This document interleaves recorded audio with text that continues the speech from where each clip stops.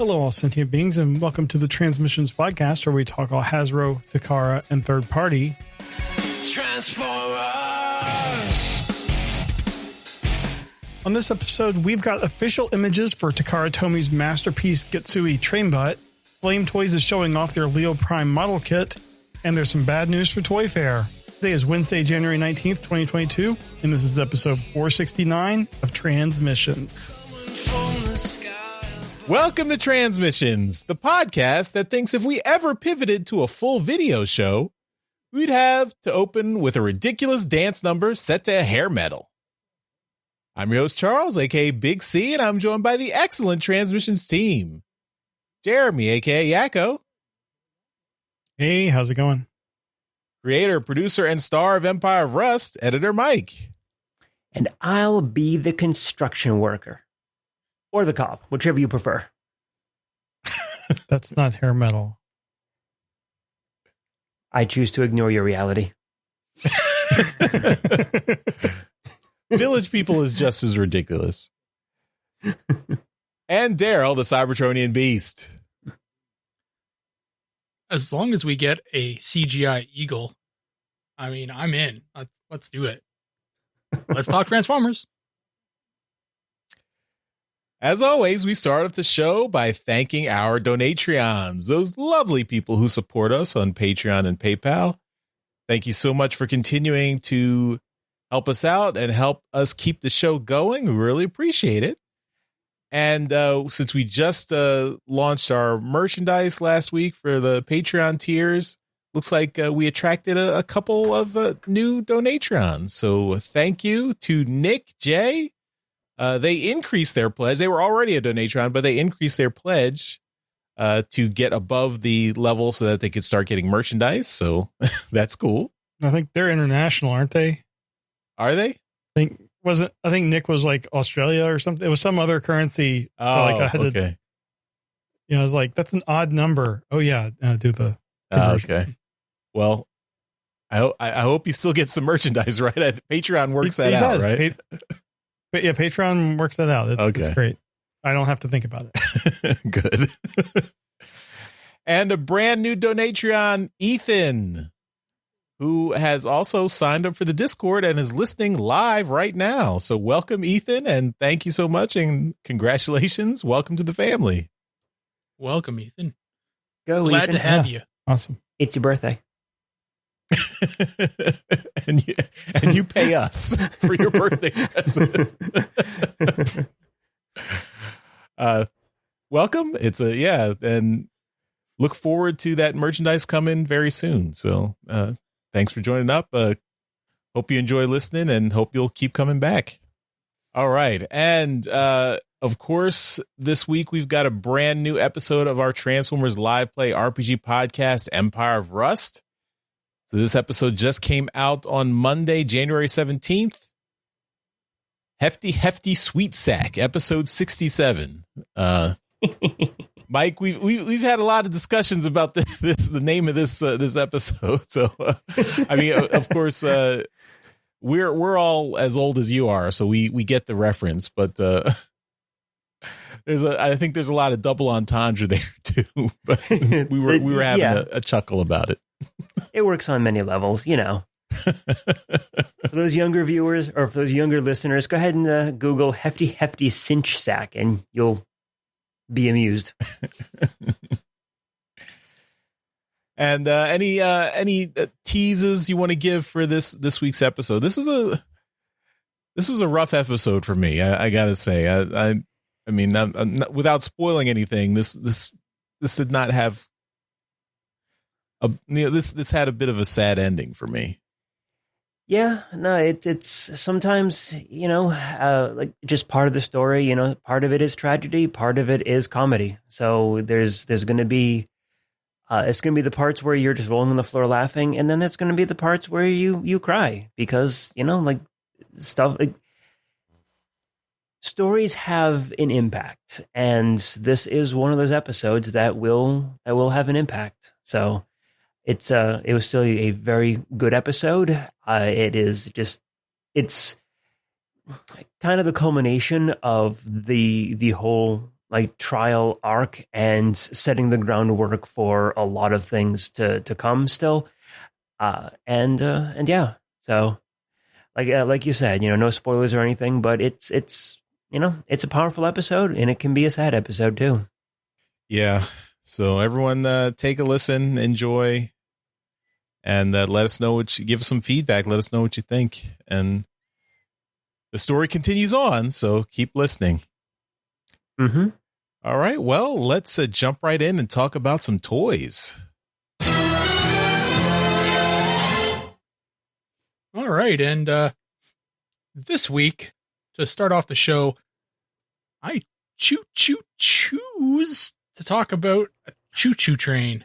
Love it.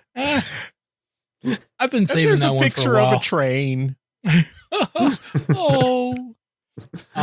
Okay, so we've been talking about these two train bot combiners, these two Raiden combiners going back and forth for a while now, and this week we've got images, really, really nice images of Takara Tomy's MPG-02 Getsuei figure.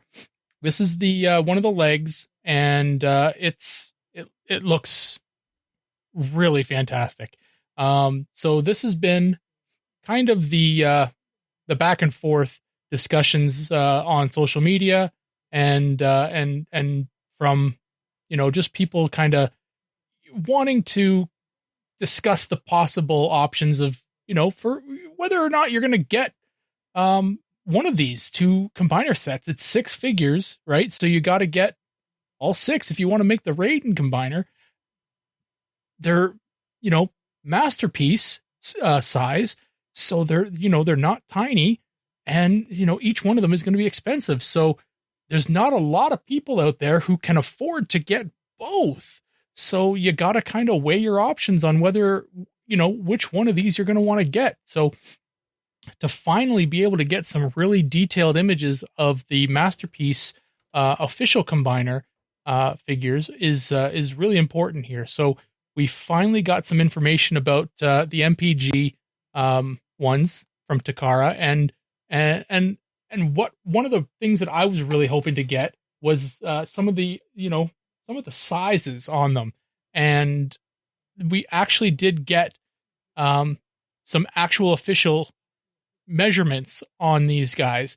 So both Shoki and Getsuei in robot mode are going to be 18 centimeters tall. So that is just over 7 inches. These guys are going to come in just about Voyager class size.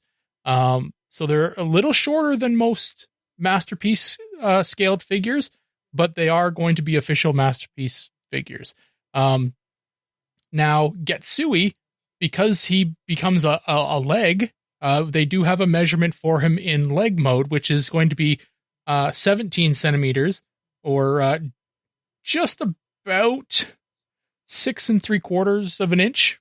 It's just a little shorter than that.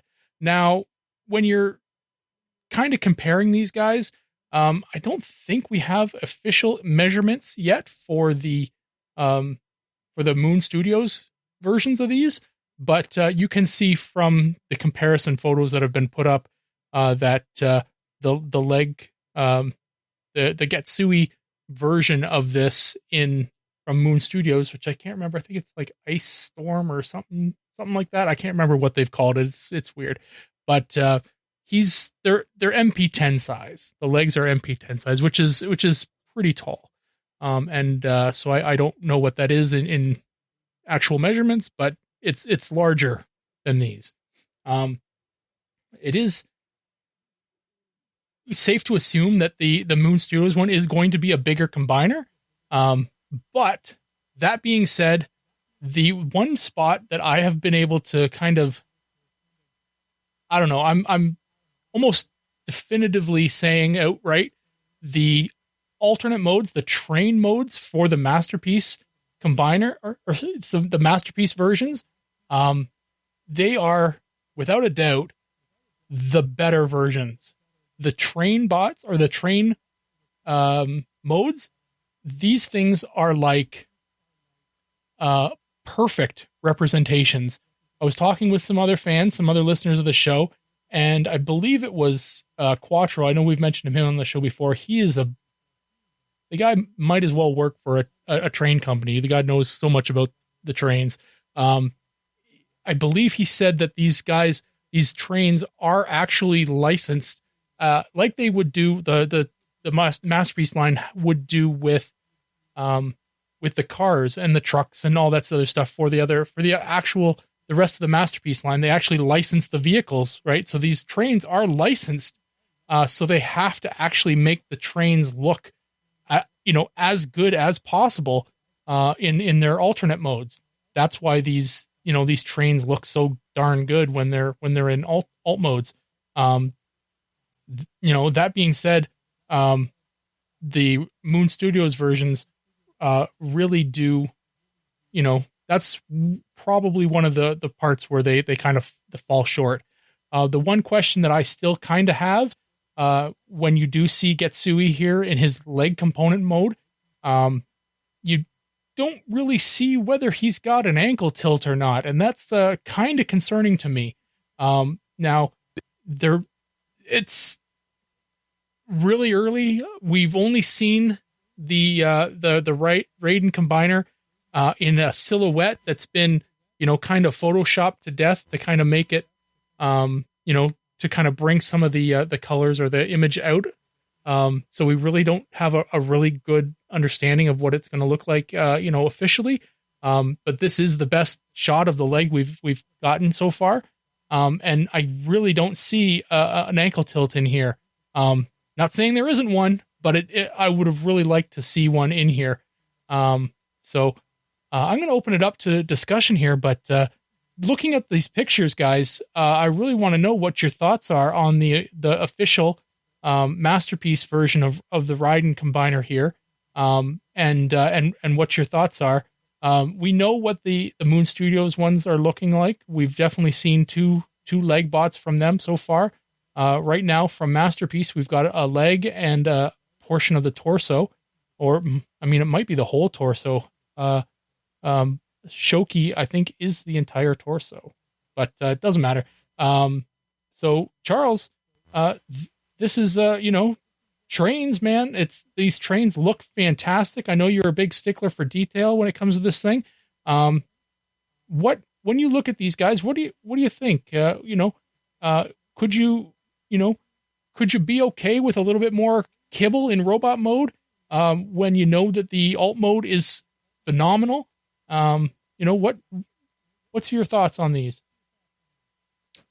Yeah, actually, I like having figures that really look good in their alt mode. The one thing I like in robot mode is articulation, even with a lot of kibble, as long as it's kind of not a shell former. I like, even if the robot mode is not as clean, but they're Transformers. You're supposed to see bits of their alt mode when they're in robot mode. That's like I said, the shell former thing is really my main kind of, and I guess the faux parts too. That's always an issue for me.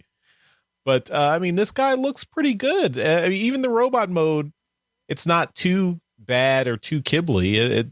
And it looks like it's pretty well articulated. Like you can pose him in a lot of different ways. Even according to the stock shots that Takara has put out. And yeah, the train mode looks really nice. Also, I like you can see the comparison between the original figure from the 80s and the Masterpiece figure, and how improved it is. So yeah, it looks good. And ankle tilts are not a big deal for me either. So I think the fact that there's no additional parts you have to plug in to get a foot out of the train bot, it's just it just folds up the actual robot itself, or I guess the train mode itself. It's fine. Probably, this thing is probably going to be pretty big. You're not going to be able to get Superman shot or a Superman action pose for the giant combiner. it'll probably just collapse under its own weight if you try to do that. So ankle tilts are not a deal breaker for me. What is kind of a deal breaker for me though is I don't remember if we had seen the price for Shoki when we talked about that, but for this one, for Getsuei, it looks like just the figure itself is $200. So I guess that's a $1,200 commitment for all 6 train bots. Yeah, that's a spicy meatball. It is. Yeah. So there is an update on a story that came out on the 12th, saying that if you're ordering it through Takara Tomy Mall or Amazon Japan, that it's going to be approximately just over $150 US, which is significantly less than if you're going through one of the the North American based shops.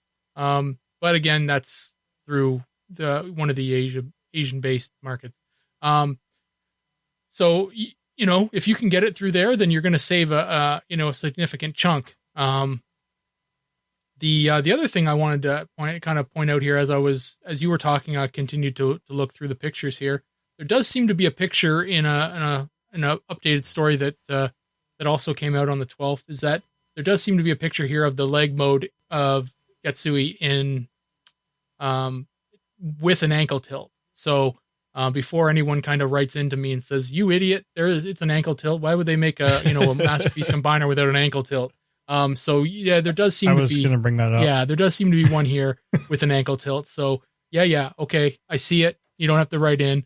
But yeah, it is there. So, but yeah, it's one of those things that we're still, the information is coming in fairly slowly, one figure at a time, and they're kind of just really slowly kind of piecing the combiner together. The Moon Studios version is likely going to be complete before the Takara Tomy ones are fully released, which is a big head start for the Moon Studios ones. They just, I don't know, their turnaround is quicker. Maybe they have to produce less. Obviously, Takara has to meet some safety standards that Moon Studios doesn't have to do. So there's definite hurdles that Takara has to go through that Moon Studios doesn't. Jeremy, I definitely stole some thunder there. You were going to correct me on the ankle tilt. You got anything else there that you can throw at me? No, just the ankle tilt. No, I really do. I like this a lot. I think that the robot mode looks fantastic. Like you were saying about the train mode, it just, especially if you look at the comparison between the original 80s toy and this new one, just you can tell it's the same train, but just like it's like you're zoom and enhance and you're getting like all this other detail on the train, and it just looks so much better. Like that's a great way of marketing these masterpiece toys, is like, look at what we were able to do in the 80s and look at what we can do now. Mm-hmm. You can tell it's the same figure, and it's just so much more detailed and so much better. I think this looks really good. I think one area of concern, and I think I saw Evangelist going on about this on Twitter the other day, was you don't really see the combiner connection mechanism very well in any of these pictures. You see like the front part of it, but you don't actually see like how is it combining, what is the joint or the connection there right going to look like? Is it going to be the, like the, was it Power of the Primes, or I can't remember which line it was, or Combiner Wars, I guess. Yeah. That makes sense. I don't know if they're going to like reuse that mechanism, if they're going to come up with something new just for this. Like I know the third party, or the Masterpiece Devastator years ago was a one-off. They didn't reuse that. Mm-hmm. So I don't know what they're going to go. I mean, it seems like whatever they're going to do, it's a beefy joint, so that's a good sign, but it would be nice to see exactly how they're going to handle the combining aspect. Yeah. That's true. And Mike. And yeah, it has an ankle joint. So, And Mike, I wanted to ask you about, your thoughts on the potential quality of this. It's no secret that anybody who's been following the Transformers, figures for the last little while, if you were to make a graph of the price of Masterpiece and the quality of Masterpiece, they kind of intersected, about a few years ago, where there was kind of a perfect, point, and then the price kept going up and the quality kind of kept going down. Now we look at these, and these are all kind of glamour shots here. Everything looks fantastic. We need one of those shots where it's just kind of out of some bag on the floor and mistransformed, and you kind of see it for all its warts and straggling hairs and it's bedhead and whatnot. But candid shot, that's what you need. Yeah. So looking at this, what potential problems do you see? Is there a possibility that this thing could have with quality? The plastic, there's all this other stuff that I tend to kind of think about when I think modern Masterpiece. When I look at these shots, especially the leg mode, I see a lot of gapping towards the back and a lot of really thin panels, which concerns me a bit. Now, presumably, if this is supposed to be Masterpiece scale, Masterpiece grade, so, it should be nice, decent quality plastic. You shouldn't be having discoloration or bending or anything like that. But yeah, I'm looking at some of those panels, and they are very, very thin, or at least they look thin from the shot. So maybe that could be a concern. But to your point about the glamour shots, yeah, if you're gonna photograph something like this, you want it to be in the best possible light, so you're gonna make certain that there's nothing that looks kind of weird on it. Notice that there's no shots of the leg mode from behind, which concerns me a bit. So yeah, I hope that it's all filled in. I hope that it's all solid looking and everything. But yeah, I don't know. I'm looking at the comparisons between the Moon Studios and the Masterpiece one, and I can certainly see all the points that you guys have brought up. If I was going for these figures just to leave them in train mode, the Masterpiece version, the official Masterpiece, that's not a question. They undeniably look better. Yeah. Robot modes, honestly, I think Moon Studios has a bit of an edge on them. It's less kibbly looking, and that's a bit more appealing to me. So far we got 1-in-1 for Moon Studio and for the Master of Takara. But I think where it's going to get edged out a little bit, and this is going to be kind of a weird take, so stay with me on this journey. I think the combined version of the Moon Studios one is going to look better. And the reason I think that is because the Masterpiece ones, the vehicle modes, the alt forms are really, really beautiful looking, and there's a lot of really fine detail and really good stuff on there. If I want to look at a train, I want to look at the Masterpiece ones. But just looking at the leg itself, I'm honestly seeing so much detail that it's a little distracting from the overall form of the leg. So, and when I want to when I buy a combiner, I'm not buying it for the individual components. I'm buying it for the combined form because, I have a limited amount of shelf space, so it's going to stay in combined form for most of its life. That being said, I think the Moon Studios version is a bit better in terms of its overall design aesthetic, where you're looking at the form of the robot more than you're seeing the details. Whereas I'm a little afraid that the Masterpiece version will be so detail heavy, it'll start to look a little bit like a Bay movie Transformer, where you're seeing just so many like little details and so much little stuff that it's hard to focus on the overall thing. Like you're seeing, instead of seeing the forest, you're seeing all the individual pine needles in the forest. Okay. And that could just be like just a hot take on mine. And that's also, not seeing any of the combined form of the Masterpiece one while being able to see a good chunk of the combined form of the Moon Studios one. So, we're not comparing apples to apples on this. We're seeing like bits and pieces of one versus bits and pieces of another.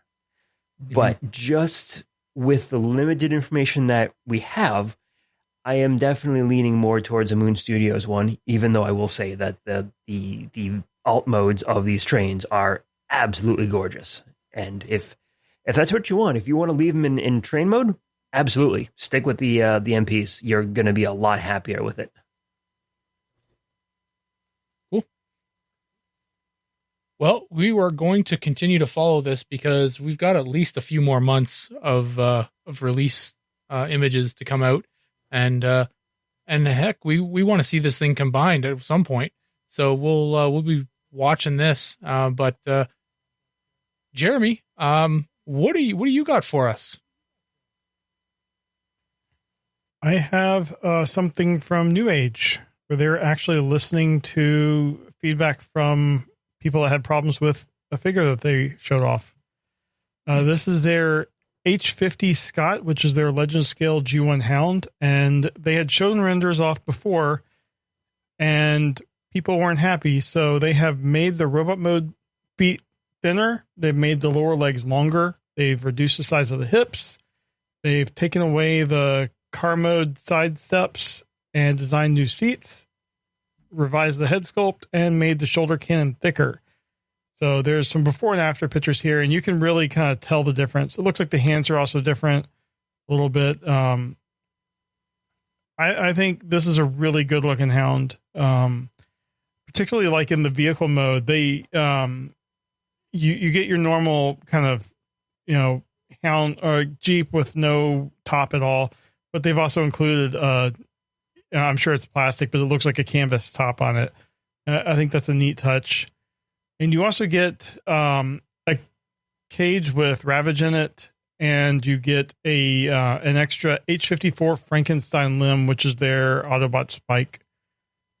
So that'll be fun. But I think this is really cool. Hound was always one of my favorite toys as a kid. And this is a really good cartoon representation, but then a great Jeep mode too. Mike, what are your thoughts on this guy? And what do you think about the changes that they've made? Well, here's another hot take from me. I didn't mind the original. I mean, I think it's really good that they listened to the people who were complaining and were saying some stuff about it, and they made the changes. I think that is a really good business model and really responsive of them. So you know what? Yeah. And it's nice to do it before you actually have anything in plastic. Yeah, exactly. So yeah, I mean, good on you, New Age. Keep that up, because eventually something will come up where I actually care about the changes, and I'm going to be very glad that you listened when someone complained about it. So, good on you. That being said, the changes, it doesn't really matter to me. I mean, the only thing that when I look at this, the only thing that I can really say with absolute certainty is I'm glad they got rid of the 2 screw holes on the hips. Because just looking at that orange band and seeing those 2 little gaps, that's kind of irritating. But the original feet, I didn't care. The hands, sure, whatever. Actually, it looks like the original hands were articulated and the new ones are not. So that's a bit of a downgrade, but whatever. And it looks like there's an additional swivel on the bicep to allow for some more articulation. So that's cool. So, it's, again, good on you, New Age, for it. This is still a good looking Hound figure. So yeah, absolutely. This is still really neat looking figure. Haven't really been buying the Legend size stuff like this. So, it's still a pass for me, but yeah, like I said, New Age, good on you for listening and for making the changes. So yeah, keep it up. Awesome. Charles, what are your thoughts on this Hound? It's a pretty good looking Hound. It's I'm a fan of the legend size figures, so it's nice to see Hound getting some love there. I like all the accessories that come with it. I think that's that sweetens the pot, especially with the Autobot Spike and their cage with Ravage. How many other figures do you have to buy to get all of Autobot Spike? Do you know? Oh God! Well, it says it's H54 Frankenstein. I don't know if you can buy it by itself. I'm gonna look that up right now. I think it's I would guess it's like a Build-A-Figure. Like you have to buy several of the other figures to get all of them. I don't know. Yeah, it looks like it might be. I'm going to assume it's at least 6. So one leg per figure, one arm per figure. Maybe you'll get the torso all in one shot. Bring it down to 5. But yeah. It looks like the cannon is actually separate, which is. I would think the cannon is Hound's cannon, isn't it? Is it? I've taken it as the cannon is the same part that comes with the leg that's coming with Hound. That's what I've taken from this image. Well, anyway, this is a good figure. I am not. I was not hugely put out by the original Hound, so the changes they made are not a huge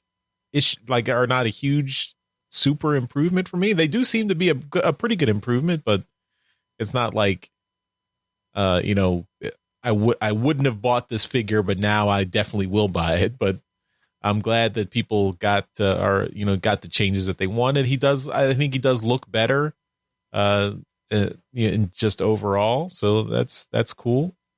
But yeah, it's a good figure. Awesome. Daryl, what do you think about this? I mean, I like what they've done with it. You look at them side by side, like we have the opportunity to here. The changes do seem to be much better. Like everyone else, when the original one was announced, I was like, cool, it looks good, but then you get the option of the the updated one here with the changes made. And I'm like, okay, yeah, that looks pretty good. So, I do see the improvements and, I'm happy with them. The changes for the alt mode, I don't really, see them, but, that's I don't think we see it before of the alt mode. I was looking for that. I like the option to include the cage with Ravage.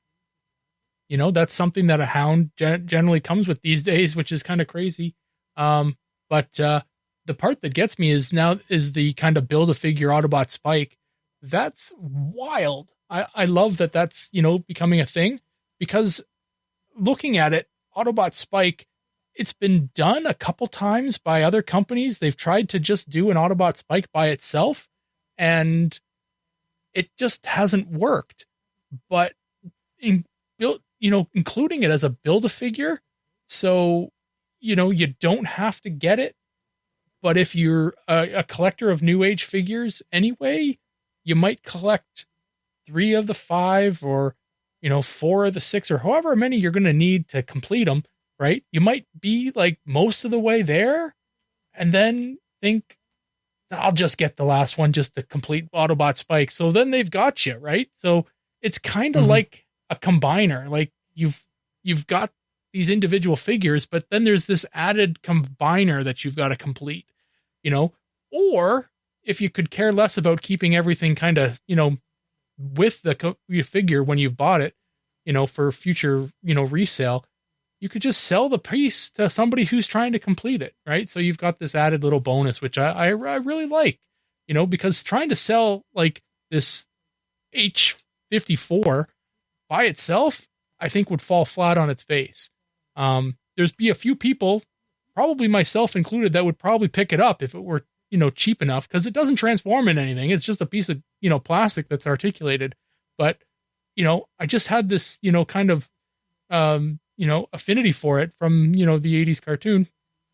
And if I could get one just by picking up some figures that I was going to probably buy anyway, then I'm much more akin to do so. I'm pretty happy with that. That's a great idea by them.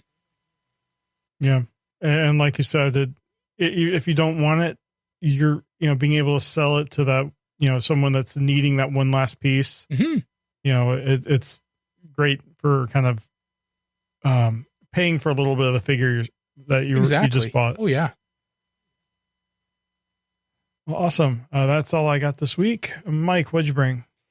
Well, I am going to talk about Flame Toys' newest model kits. So they put up an enormous gallery of their new Farai model Leo Prime. And this is, of course, a Lio Convoy from Beast Wars 2? Yeah, Beast Wars 2.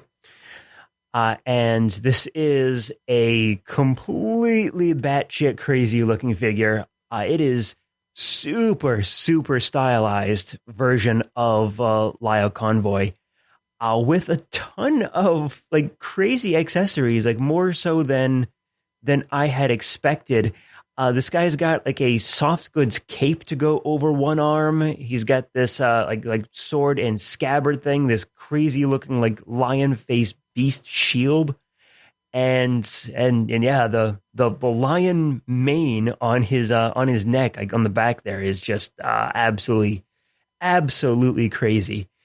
This is the kind of stylized figure, and again, this is super stylized. So if you're looking for a good representation of Lio Convoy, this is not it.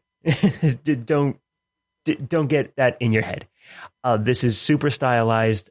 Still incredibly cool looking, but yeah, it is very different feeling than a Lio Convoy.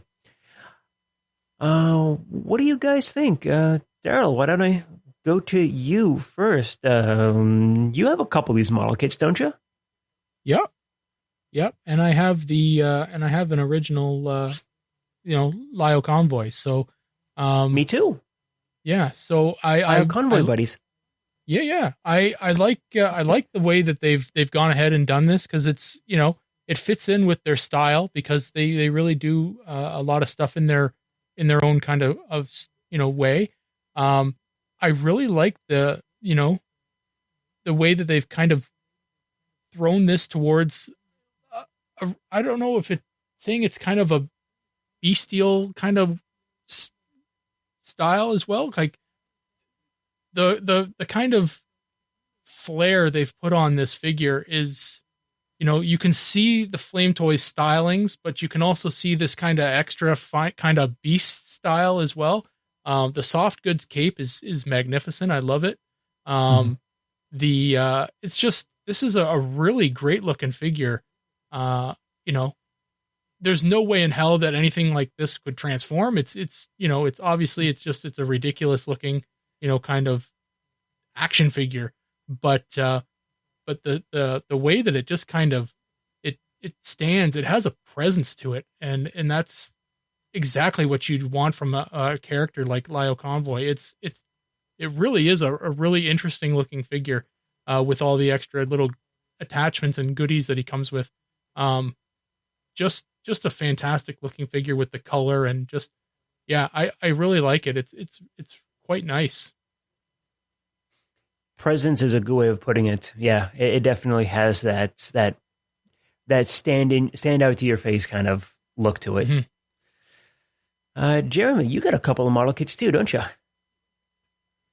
Yeah. Only one's ever been assembled, but I have a couple.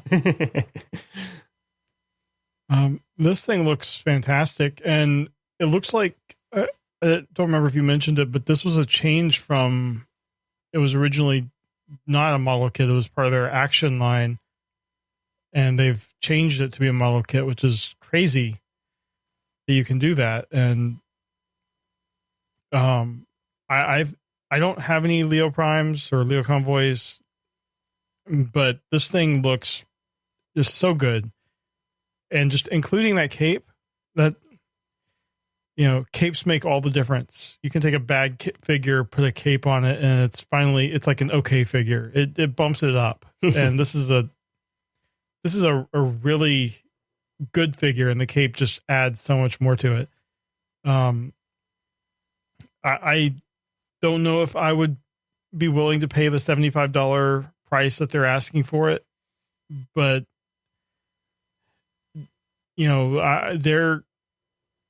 it's definitely worth that much in terms of what they're giving you here and just the quality. But, just in terms of me spending my time, when I put together the one I did, my fingers were just all torn up by the end, just because of all the different small pieces of plastic, tearing them off the screw and everything.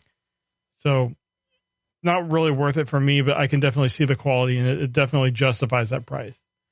So yeah, this looks so good.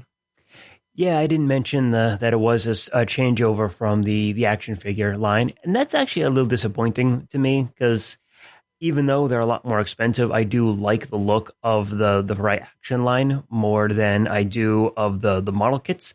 The model kits do feel a little bit less polished to me. Well, the quality of the model kit really is the competency of the person putting it together, which is why mine has fallen apart more often than not. Gotcha.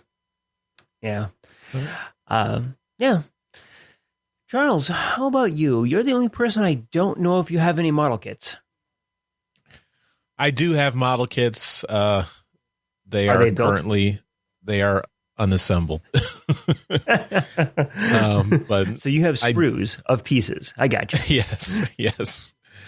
But I'm a fan of these model kits, so it's very cool to see this Leo Prime. And I'm actually I'm kind of the opposite. I prefer the model kit to the action line. Like I think the act of being able to put it together yourself increases the cool factor for me. So I just need to find some spare hours, minutes, days, months, years to do all the things that I have in my house and put things together. So I really think this figure looks really nice. I mean, this looks like a step above even the regular model kits. I guess that's where the $75 price tag comes in.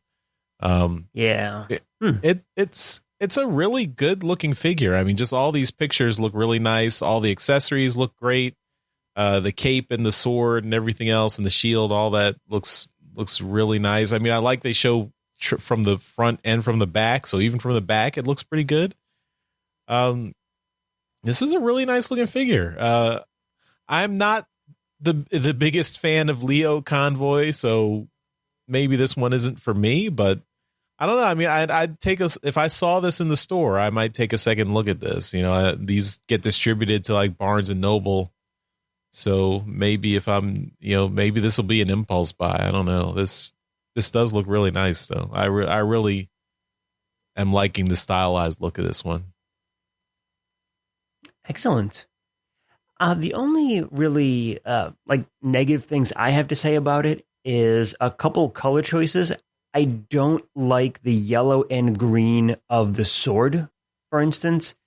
I think it clashes with everything else. Like it's already a very busy color scheme with the red, the white, and then the gold and blue accents. Adding in the yellow for the sword hilt and then the green for the sword itself, that's it's like it just feels like it's too much. It's like, just change the color on that. That's all you need to do. Yeah. So I would change that. And is that the graphic designer in you? Yeah, I guess so. It's like it's this one like a rando piece of yellow. It's like this does not fit with the rest. One of these things is not like the others. And the other the other color choice on it is, and this is going to be really nitpicky, but it's the black heel pieces that his back, the back of his feet are. I wish they were white, or something else. They just feel like they stand out a little bit too much, where like most of his leg is white with like the red and the gold and the blue highlights. And then there's just this one rando black piece in the back. And it's like, I don't know.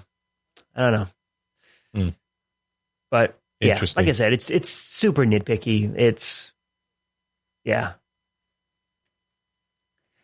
And you could paint it. Yeah. Yeah, I could.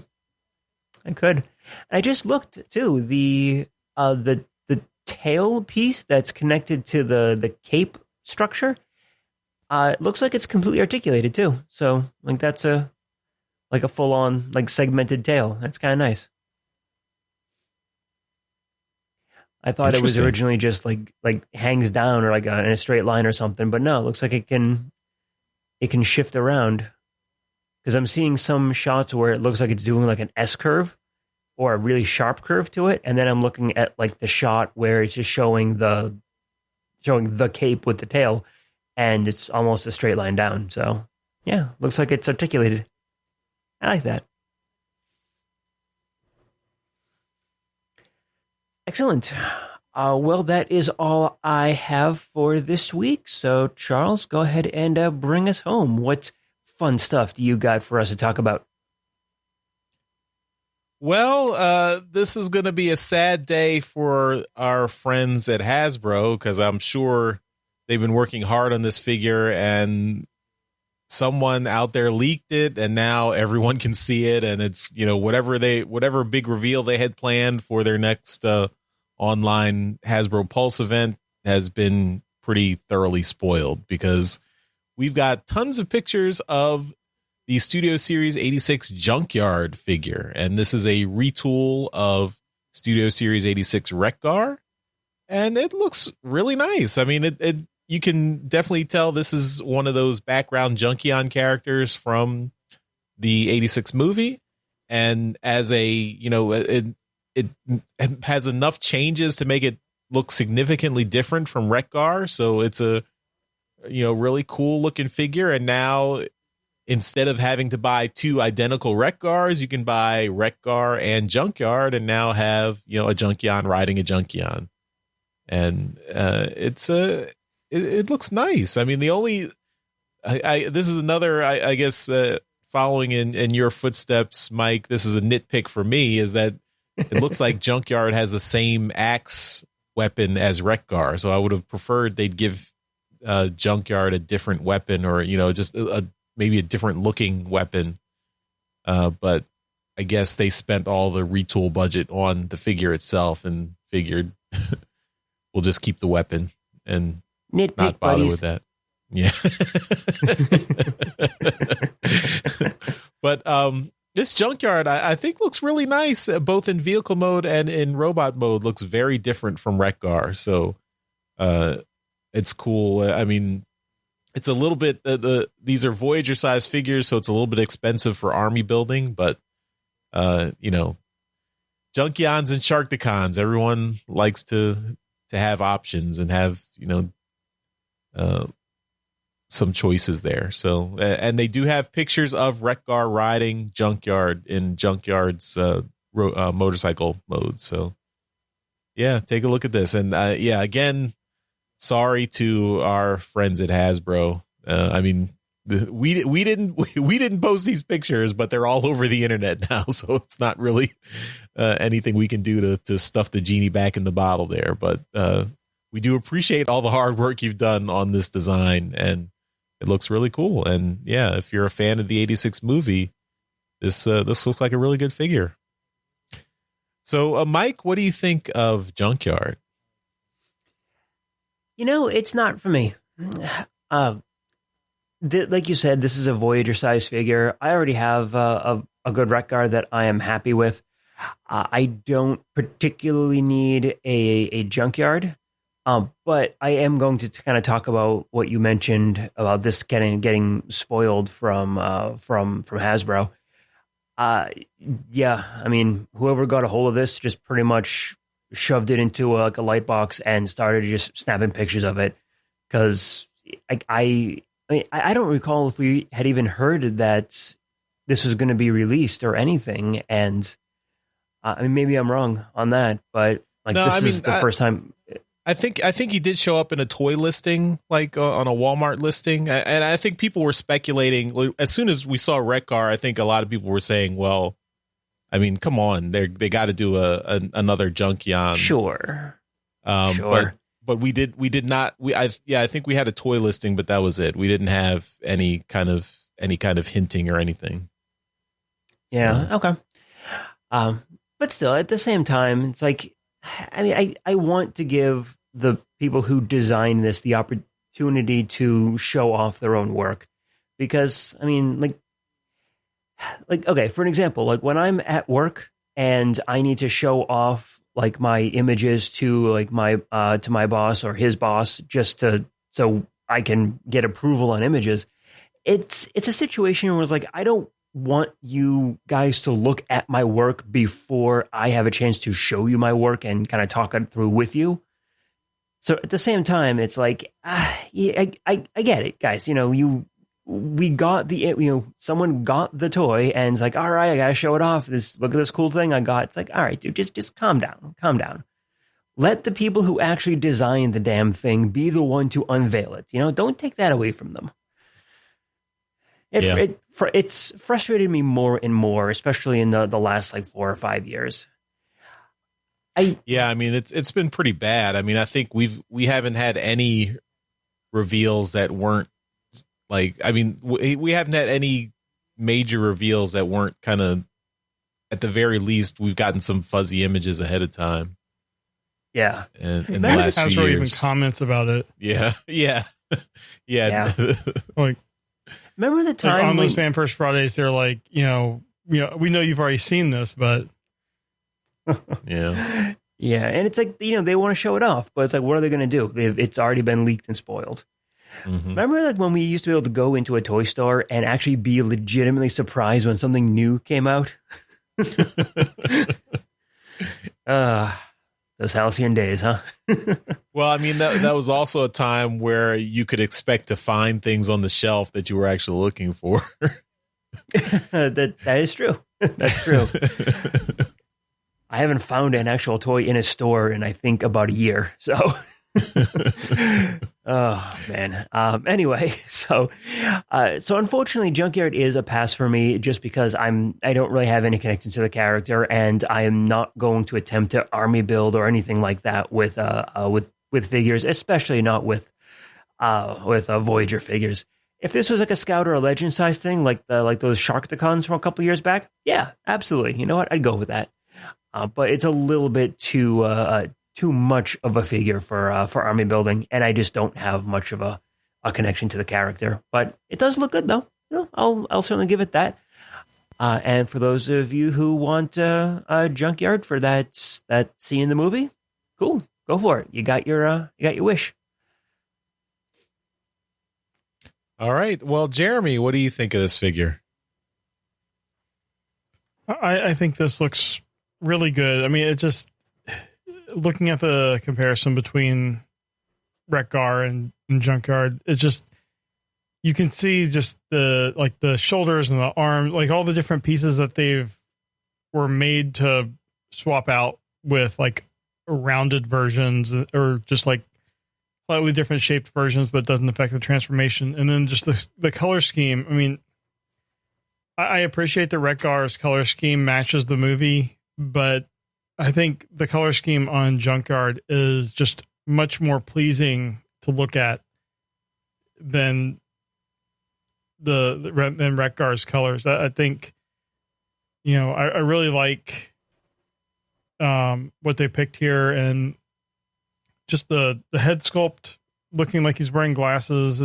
It's a really nice design, and I have to agree. It's like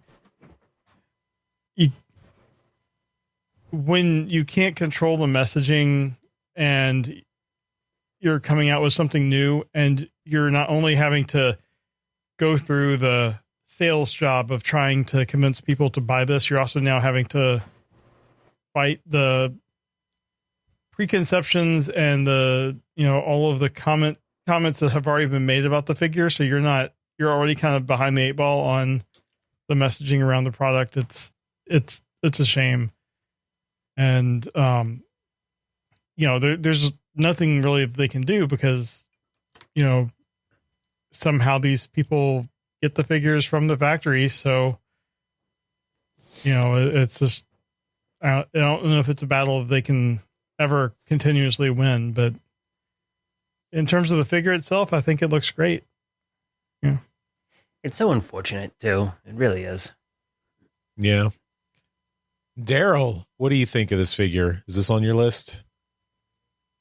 Oh yeah, I'm buying this thing for sure. Even when we got the Rekgar and we all kind of collectively said, "Oh yeah, well there'll be at least a junkie on to go along with them." This was this was an instant buy for me. Is if I can find it, I'm buying it. That's the rule on this one for me. At least one, just because I want to be able to have Rekgar riding, himself essentially. I think it looks great. The color palette looks good.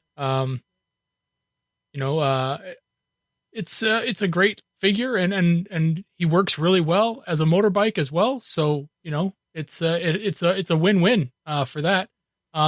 As far as the leaks and all that stuff, I don't care about the leaks. All of this talk about, Hasbro, not being able to show off their stuff and all that, they've only done, these kind of, shows or kind of releases or kind of, stuff like that. They've only been doing that a couple of years, prior to that, they just sent stuff to the stores, right? They haven't been doing these. Well, they have the conventions. Yeah, but they would only happen once a year. Toy fairs and stuff. Right. But how many times would the products just show up at the stores? They still show up at the stores without people knowing. I found one this past year at Toys R Us, one of those Cyberverse kind of combiner guys. Those three of them freaking showed up at Toys R Us here in Canada, and I stumbled upon them. Nobody even knew they were out. They were in the store. So, the stuff still makes it to the store. Just people care more about the main line or the Studio Series. You live in a country that still has a toy store though, Daryl. So that's why. Yeah. Sure. But should the leaks be stopped? Sure. Yeah, I agree. They should be. If Hasbro wanted to stop the leaks, they could, right? If they actually wanted to actually stop them, they could probably stop it, right? I don't really know about that. They control the factory. Do you not think they control the factory? This is their own factory. Well, is it really? They could probably stop it for a little while, but then at some point, someone's going to find a way to get it out because you're able to, sell it to a reviewer or something. It's a way for an underpaid factory worker to make money. I think you're overestimating the amount of control they have over all the people within their factory. I'm saying they wanted to actually stop it. If this was that important to them, they could stop it. Yeah. Right? If leaks like this were that important, they could have somebody found, they could have the person found, have them terminated, or they could, if it was really important, they would change factories, which is crazy expensive to do. But yeah, they could do that kind of stuff. This is a trade-off, reward versus, solving a problem, whether it's worth it. It's a ridiculous proposition, but how important is it to stop these leaks? Yeah, it sucks, but it's this kind of stuff is only new. Like, it's only been around for the last few years.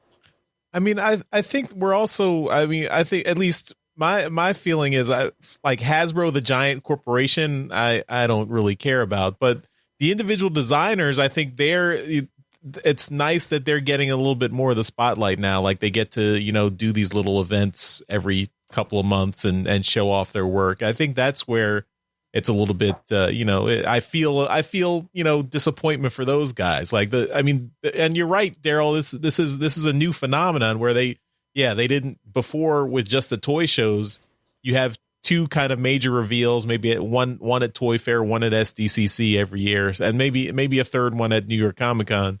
And the designers are still like kind of faceless, unknowns for the most part, and I like the fact that that's changing now, that you are getting a little bit more kind of personality with the designers. I think even better would be to have give the Japanese folks some spotlight too, because I think, we tend to, I guess with Hasbro, we tend to only see the US side just because they're the ones involved in the events. But, but they even take the time to give shout outs to their partners over in Takara, Japan. Yeah. When they talk about the designers and everything. So I just like that they are getting more prominence there and getting more credit for their designs. And it would be nice to have them be able to reveal their designs the way they want them revealed. So, but yeah, I mean, it's not a huge deal. I mean, the toys are going to come out in a few months anyway. It's not like this is some, national secret that will never see the light of day. It's just, it's just a bummer for those guys who are working hard to design these toys. Sure. And I get that. And let's not kid ourselves here. They're still toys. Yeah. They're not made for us. No. Right? They're not made for us. They're made for kids. Right? So these designers that are working really hard and they really want to get the credit, yeah, we can give them the credit. We're grown adults that can give them the credit, right? But these are made for kids to play with, right? They're made for, parents and grandparents to buy for Christmases and birthdays and, other special occasions to give as presents, right?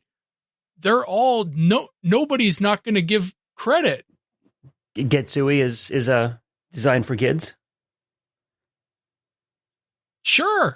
That's, I mean, if somebody wants to give somebody a masterpiece, Raiden, then sure. But, there is it's been talked about, and it may have grown since that statistic came out, but it was around 25% of the market for Transformers was collectors, right?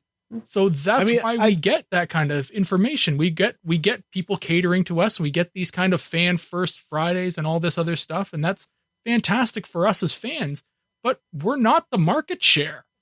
Right. And I understand that. And I try not to kid myself when stuff like this happens and people say, don't leak this stuff. Don't, all this stuff. And I'm like, okay, well, the people who are really buying this stuff, they don't give a shit, right? They don't care. They're not the ones that are looking at, oh my God, a new, Junkion got released. This would be great for Johnny's 6th birthday, right?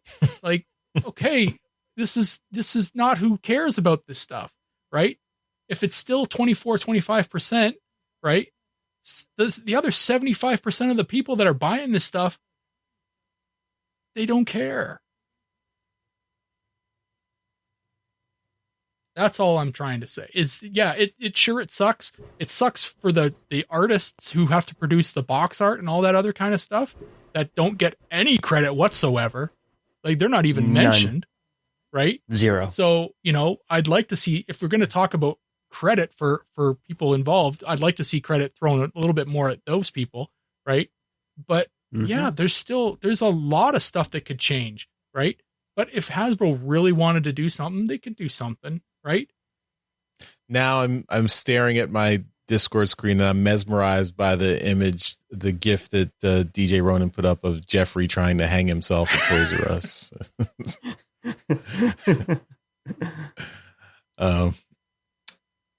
Anyway, I think with that we'll move on. So that's our toy topic. All our toy topics for this week. So let's move on to trips to the store.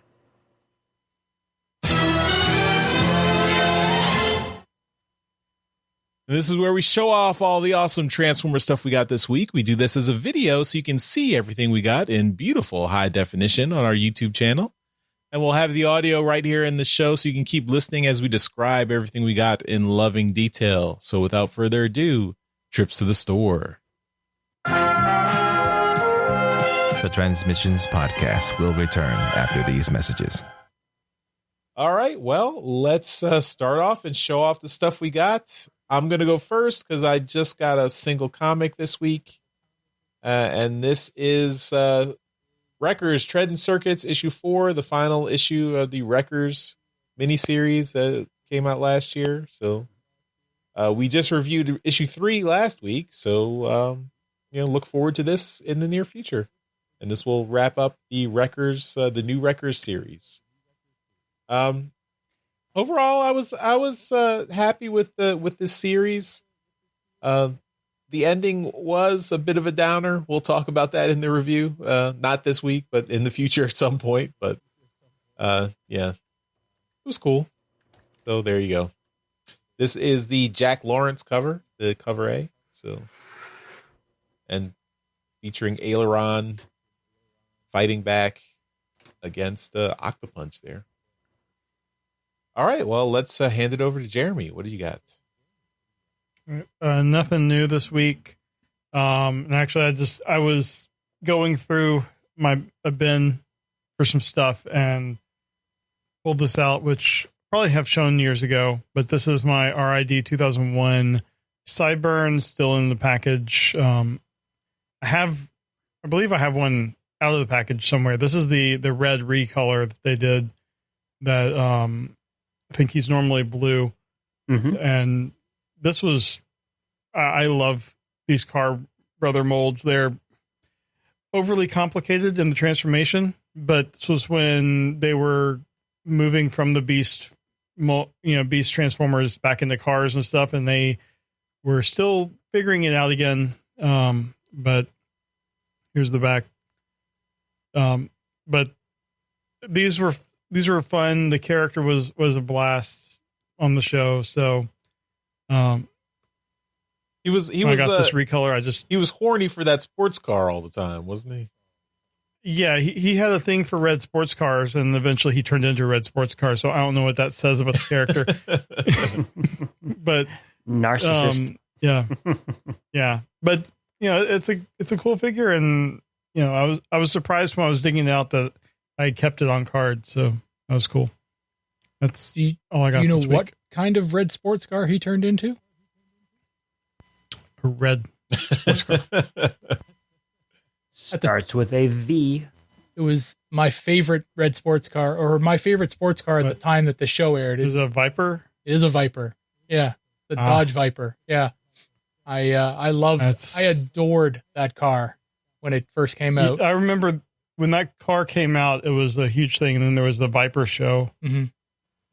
Yeah. Yep. I love that car. 1996 Dodge Viper. First year it came out. Blue with white stripes. Did they do like a Knight Rider reboot with it as a Viper? It was a Ford Mustang. It was a Mustang. Mustang. Okay. Yeah. What they did do with the Viper was they made a motorcycle with the V10 Viper engine in it, and it was ridiculous.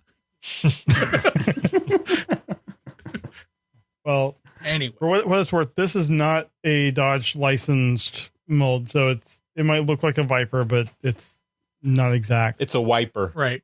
So, yeah, it's a Viper. It comes to wipe your windows, but that's all I got. All right, Mike, you're up. So I got a couple of things that I haven't shown off from Christmas yet. So I managed to get this guy here. That is Generation Select Ricochet, based off of the Power of the Prime's Jazz mold. I didn't expect to ever have anything from like this mold, like ever, but it ended up being like in the last like 4 months, I've gotten like 2 figures in the same mold. But yeah, I really, really like the design. His legs are a little bit on the loose side, but you know, can you do? Yeah, overall though, really solid figure, really nice. So it's cool. I like it. Also, I got a number of books over Christmas. So the first two here, IDW Phase 2, Volume 7, and Volume 10. So the big hardcovers with the entire like completed collections within them. So I have sets. I have 1, 2, and 3. Now I have 7 and 10. Now I just need to finish the other 5, 6, 7. $50 a pop. They're not the easiest purchase to justify. Yeah. But I do really love the hardcovers. I love the artwork on these books. Really good. This one is a book from 2001. Let me see if we can get the glare off of this because it's a very shiny cover. There we go. This is Prime Targets. This was a companion piece for supposed to be Beast Wars and Beast Machines, but looking through it, it's got like reviews and trivia and stuff on G1 and episodes G2, American and UK comics and everything. And it's just it was one of those books that I hadn't picked up since it's just been on my Amazon list for the longest time. And someone finally picked it up for me this year. And yeah, sitting. And it's autographed. Yeah, it's an autographed copy, and there's an actual like autograph on the inside. Let's see if we can sort of see that. Yeah, there we go. That's really cool. Yeah. I have that book. Yeah. Do not have an autograph. Oh, do you? Yeah. Not the autographed version, huh? No. I do. Yeah, I had.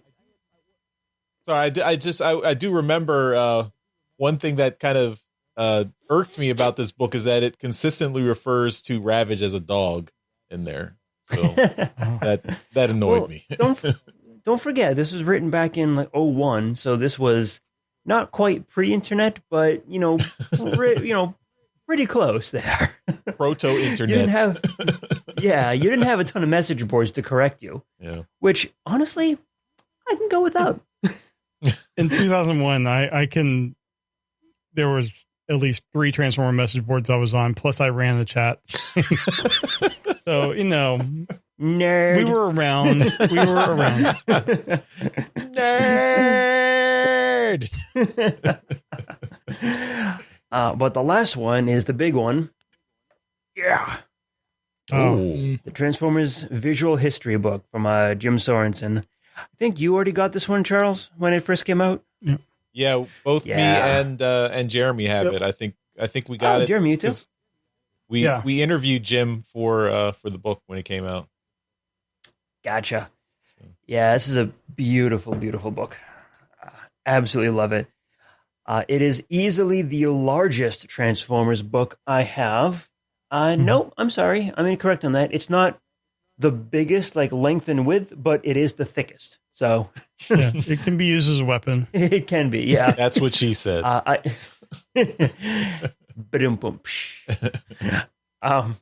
yeah, so I'm gonna have to find some space on my shelf for this one because this is a beefy book. I actually gonna have to find a different bookcase because the one I've been using for the Transformers books is a cheapo Target bookcase, and if I put too much weight on it, it will fall apart. So You need to move up to a cheapo IKEA. That's what I've been thinking about. It's what I've been thinking about. Yeah, all these are IKEA. Hey, as long as it'll hold the few dozen pounds of books, I'll be happy with that. All right, and that's all I got. 4 books, a figure, and a new mission to complete the IDW collection. And a Back funeral. to you. Yeah. All right, Daryl, let's wrap it up and show us all the cool stuff you got. Before Daryl goes, I do have a correction. This is officially licensed. I did just notice there is a Dodge logo on the bottom of this. So what you're saying is You lied to us. Daryl is. You No, I'm saying Daryl was participated correct. in misinformation. Fake I'm trying to give news. Daryl the credit. Daryl knows cars. I don't. Yeah, I bought the RID Sideburn, the blue You one. bought a Viper?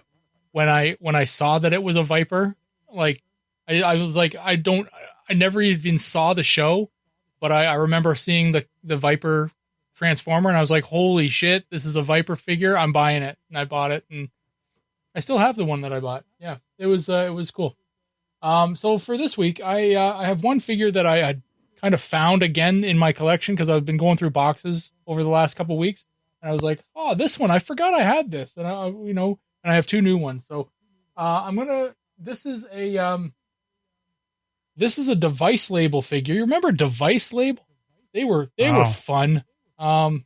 This is I tweeted out a picture of this. Does anybody know my Twitter? I put my Twitter. It's here.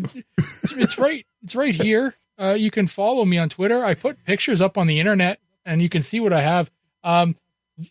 This is Device Label Soundwave, and he's pretty awesome.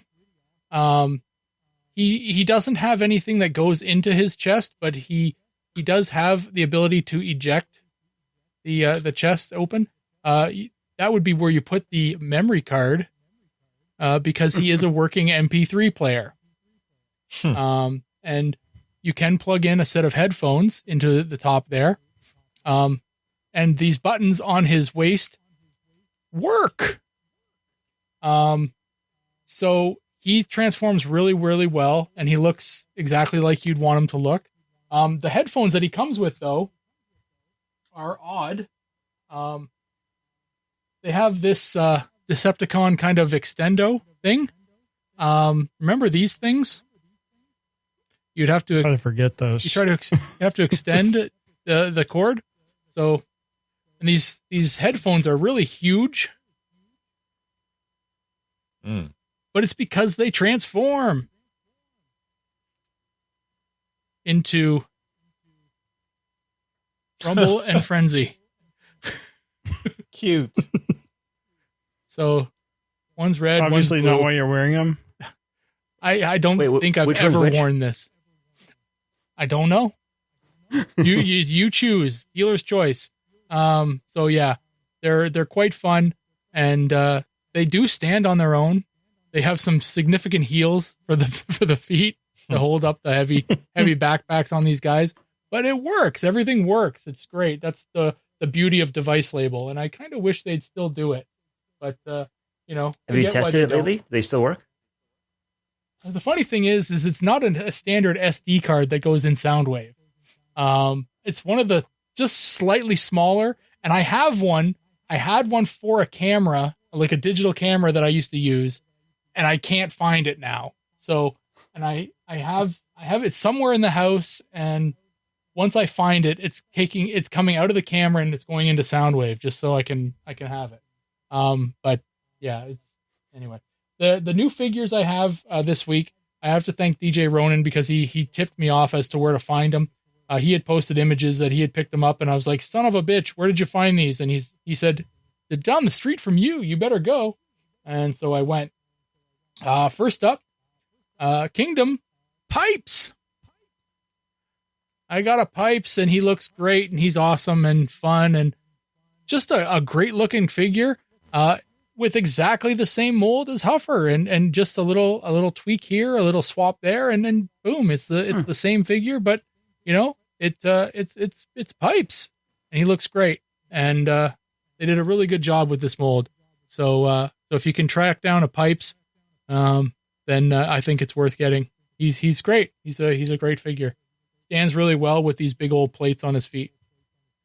And then the last one is one that I was really hoping to find, and I don't think he's going to stay in robot mode very long because nobody knows the robot mode on this guy. It's Slammer. I picked up a Slammer, and he's going to go up top with my Metroplex, and he's going to be transformed into his tank mode, and then I'm going to just leave him up there with the rest of his crew, 6 gun and and the other guy, whatever his name is, I forget. Scamper. Yeah, that's the one. So yeah, so these guys are great. He does, he comes apart pretty easily. All his arms and stuff, and all the backpack and all that whatnot. It all kind of comes off. He's a parts former or weaponizer, or I guess is what you're calling these guys now. But yeah, completely disassemblable. And but great head sculpt on him. Not that you're really going to see it that much, but yeah.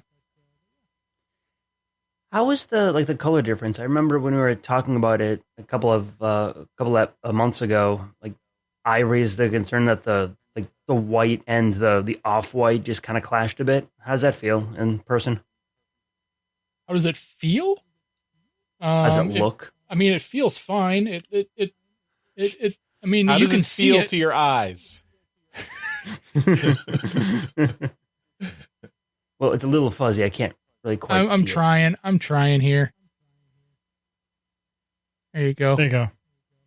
So, the beige is kind of, it's beige, and then it's a difference. Like, the white is pretty bright. My camera's not great, but it is a contrast, but it works.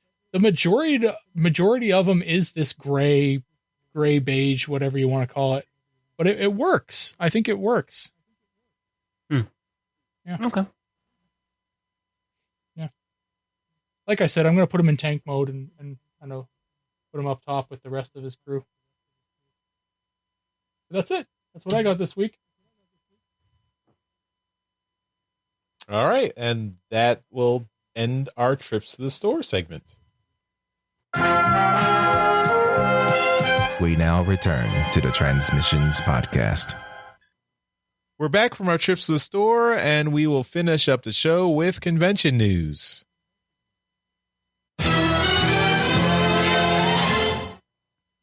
All right. Remember last week when we talked about the rumor that Hasbro might be pulling out of Toy Fair? Well, it doesn't even matter anymore because Toy Fair pulled out of Toy Fair this year.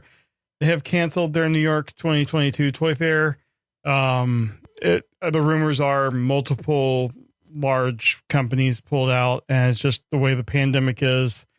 They opted to just cut their losses and not have the show in person this year. What this means for, us is I would suspect Hasbro will do more of what they did last year with more, Fan First Friday type events. We know there's a PulseCon coming later in the year. So, personally, I feel like these online things are better for getting the word out, but who am I? But anyway, your February just got a lot less busy for toy news, so we'll see where they go from here. But yeah, Toy Fair 2022 is not happening, and that is all we got for convention news. They didn't have anything to announce anyway because Junk got leaked.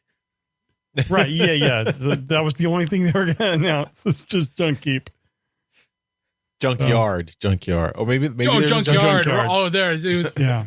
They would have had to have the show to correct my, the misname the name that I had. Yeah. Well, and we didn't talk about it this week, but a whole bunch of legacy figures also have been leaked. So, it's everything that they would talk about is no longer new. So who cares? Yeah. But anyway, yeah, I'm looking forward to seeing what Hasbro decides to do, with like fan media like they did the last year, because personally, I feel like that's, a great way to do it and kind of, get the fans interested. So.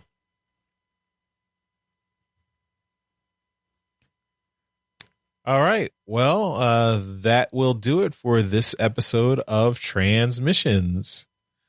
Mike, thanks for hanging out with us this week. Why don't you tell everyone about your awesome projects online, including the the first and only Transformers live play RPG podcast, Empire of Rust. Excuse me, Charles. It is the first, only, and best Transformers RPG podcast. My mistake. Yes.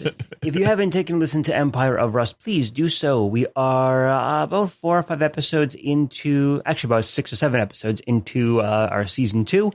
It is a good jumping on point if you feel a little bit overwhelmed by the, the 50 or 60 episodes from season 1. I still recommend you listen to all of them, but if you need to jump on a season 2, it's a good place to do it. So take a listen. Empire of Rust, we all put a good amount of work into it, and it is very, very good for all of us. If you are not, or if you're into some toy photography and 3D modeling, you can always follow me on Twitter at Minervian, Minervion. That's Minervian on Twitter. Daryl's heard of Twitter. He knows what it's about. I know Twitter. Do you know my Twitter? I know your Twitter. You have 2 Twitters. I do. I only use one though. I have like 6 Twitters. That seems a bit excessive. Do you use them all? No, I don't. Twitters are free so far.